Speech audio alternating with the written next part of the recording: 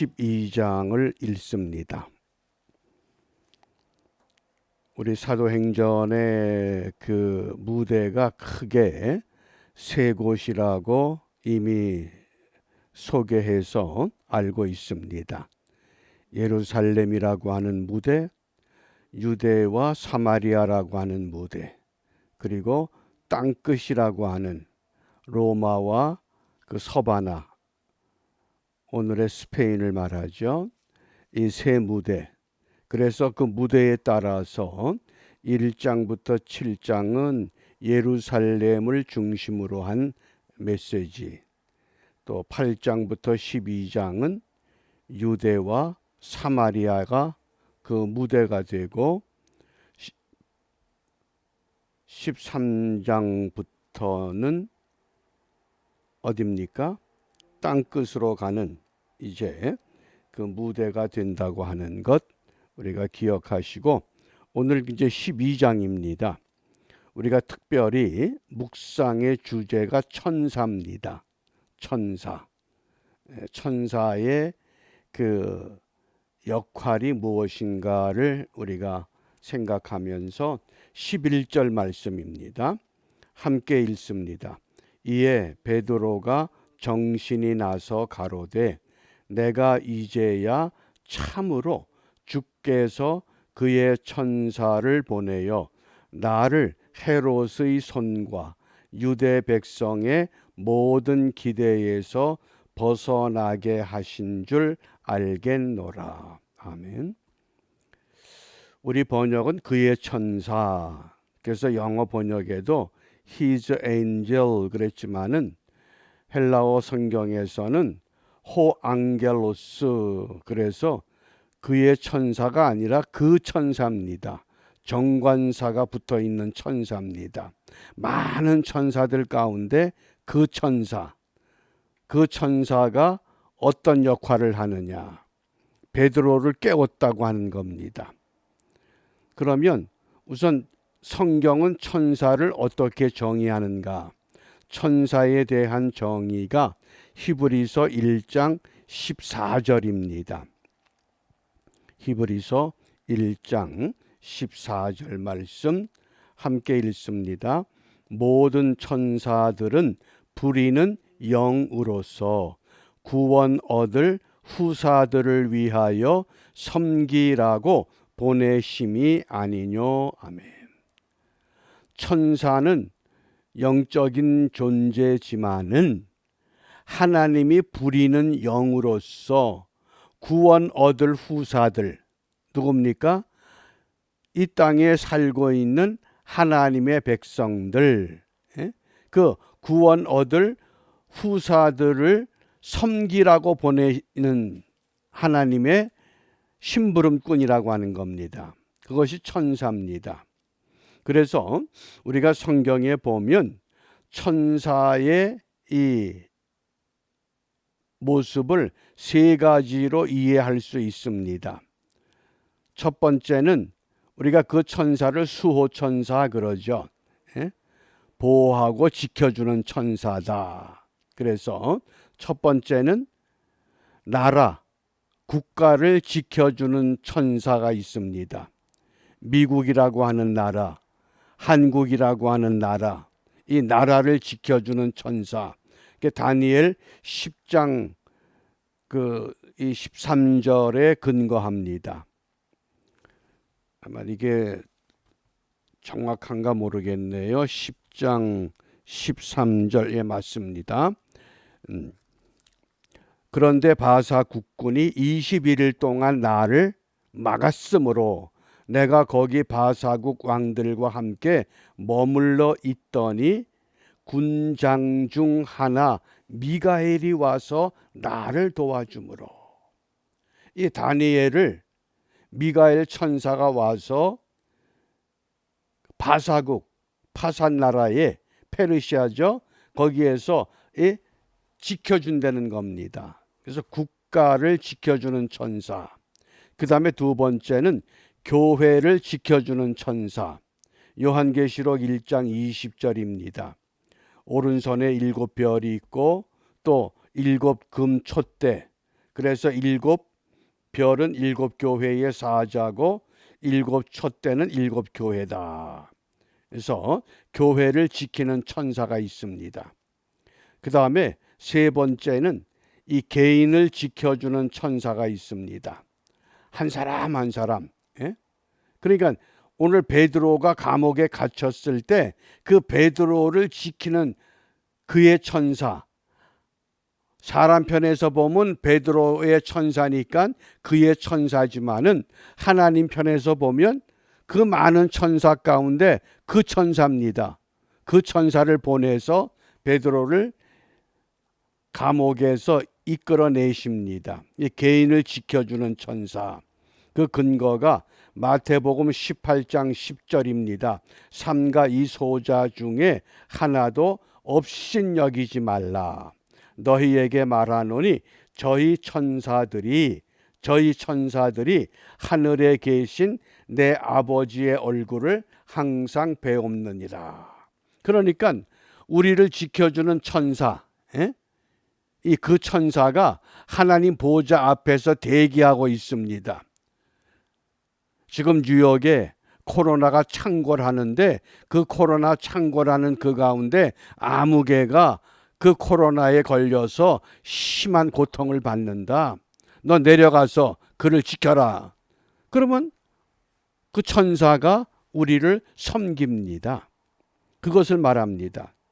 그리고 이제 오늘은 사도행전 12장에서 이 베드로를 지켜주는 천사를 말씀합니다. 그러면 이 12장에 우리가 내용의 배경을 좀 이해해야 됩니다. 12장 1절부터 3절에 보면 그때에 헤롯 왕이 손을 들어 교회 중 몇 사람을 해하려 하여 요한의 형제 야고보를 칼로 죽이니 12사도 가운데서 첫 번째 순교자가 야고보입니다. 야고보가 이 헤롯 왕에 의해서 죽임을 받습니다. 그러면 이때 헤롯 왕은 누구냐? 우리가 4명의 헤롯을 좀 기억하면 성경을 읽을 때 도움이 됩니다. 첫 번째는 예수님이 탄생했을 때에 그 왕으로 났다고 하는 그 이야기 때문에 동방 박사들의 말을 듣고 2살 아래의 유대 지방의 아이들을 전부 살해했던 그 왕이 헤롯 대왕입니다. 마태복음 2장에 소개됩니다. 그 다음에 마가복음 6장에 보면 세례 요한의 목을 베었던 왕, 이 헤롯 대왕의 둘째 아들 헤롯 안디바입니다. 그 다음에 오늘 이 12장에 나오는 이 헤롯 아그리파 1세입니다. 헤롯 대왕의 손자입니다. 야고보를 칼로 죽였습니다. 그러니까 사람들이 더구나 유대인들이 아주 좋아합니다. 그래서 베드로를 잡아들인 겁니다. 그리고 사도행전 25장과 26장에 보면 바울이 헤롯 왕 앞에서 신문을 받습니다. 그 바울을 신문한 헤롯은 아그리파 2세입니다. 우리가 그 헤롯의 족보를 잠시 기억을 해 주시고 다시 본문에 돌아가면 그때의 헤롯 왕이 손을 들어 교회 중 몇 사람을 해하려 하여 요한의 형제 야고보를 칼로 죽이니. 그리고는 유대인들이 이 일을 기뻐하는 것을 보고 베드로도 잡으려 할새 때는 무교절입니다. 명절에는 사람을 처형하지 않기 때문에 일단 옥에 가두었습니다.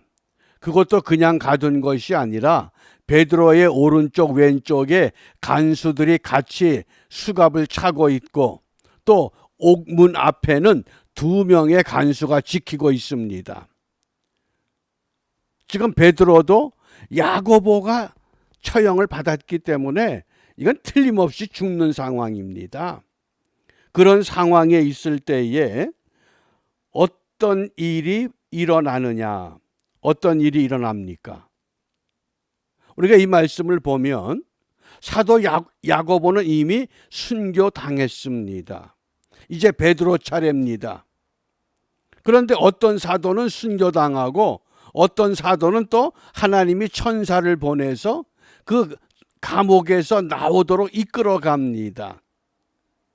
그러니까 야고보가 칼로 처형을 받은 후에 초대교회 성도들이 얼마나 긴장하고 위험을 느낍니까?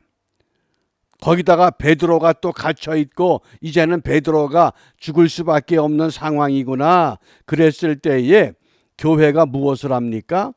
5절 말씀입니다. 5절 우리 함께 읽습니다. 이에 베드로는 옥에 갇혔고 교회는 그를 위하여 간절히 하나님께 빌더라.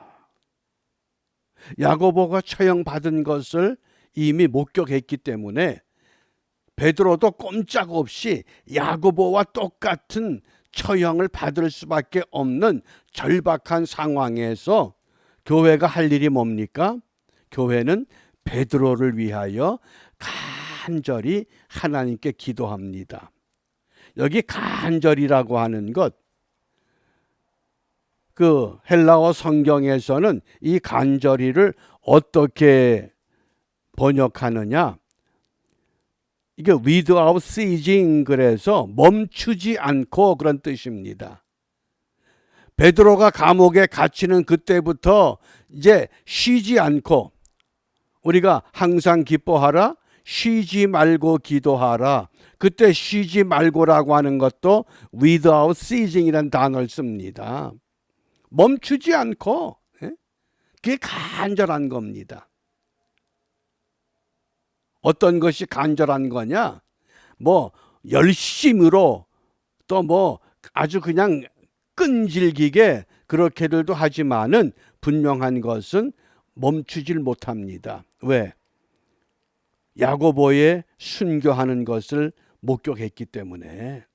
그래서 간절히 하나님께 빕니다. 그러니까 이렇게 간절히 교회는 누굽니까? 초대교회 사도들과 성도들, 제자들입니다. 성도들이 베드로를 위해서 간절히 하나님께 기도합니다. 그러자 어떤 일이 이제 벌어집니까? 7절과 8절 말씀. 이것이 그의 천사요 호앙겔로스라고 하는 그 천사를 말합니다. 함께 읽습니다. 호련히 주의 사자가 곁에 섬에 옥중에 광채가 조요하며 또 베드로의 옆구리를 쳐 깨워 가로되 급히 일어나라 하니 쇠사슬이 그 손에서 벗어지더라. 천사가 가로되 띠를 띠고 신을 들매라 하거늘 베드로가 그대로 하니 천사가 또 가로되 겉옷을 입고 따라오라 한대. 믿어지십니까? 지금 감옥에 베드로 옆에 오른쪽의 간수가 오른손과 그 오른편의 간수의 왼손이 묶여 있습니다. 또 왼쪽 베드로의 왼손은 또 한 간수의 오른손과 베드로의 오른손이 묶여 있습니다. 그런데 간수들은 자고 있는데 쇠사슬이 풀립니다. 수갑이 풀렸습니다. 지금 베드로는 비몽사몽입니다. 이게 꿈일까 생실까? 도대체 이게 뭘까? 그런데 또 천사가 띠를 띠려는 겁니다. 신을 신으라 그럽니다. 그러더니 주저하지 말고 겉옷을 입고 따라오라. 그러고는 이제 베드로가 이게 비몽사몽간에 천사를 따라갑니다. 그랬더니 9절에서 이렇게 말씀합니다. 베드로가 나와서 따라갈새 천사의 하는 것이 참인 줄 알지 못하고 환상을 보는가 하더라.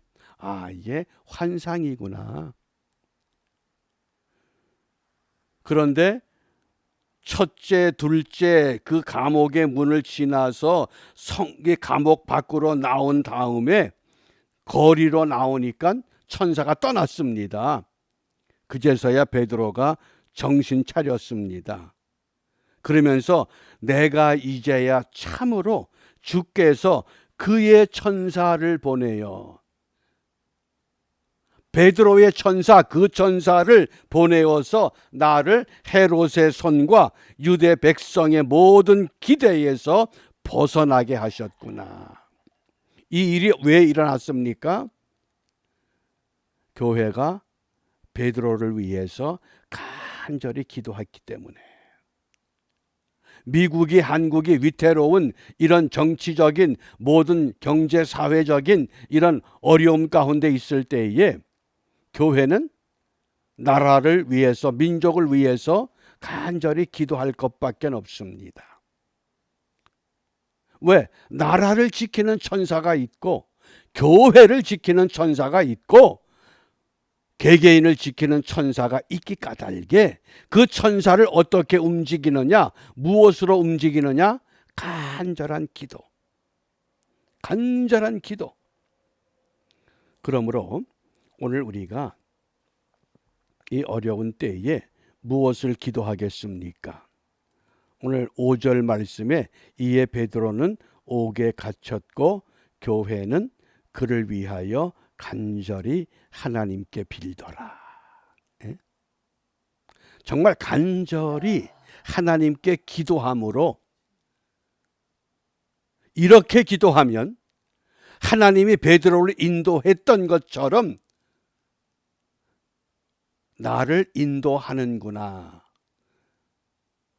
이런 신앙의 분명한 체험을 한번 우리가 함께 나누어 볼 수 있기를 바랍니다. 그래서 이 고난의 때를 기도로 극복하시기 바랍니다. 다른 방법이 없습니다. 사람을 의지하겠습니까? 돈을 찾겠습니까? 의사를 찾겠습니까?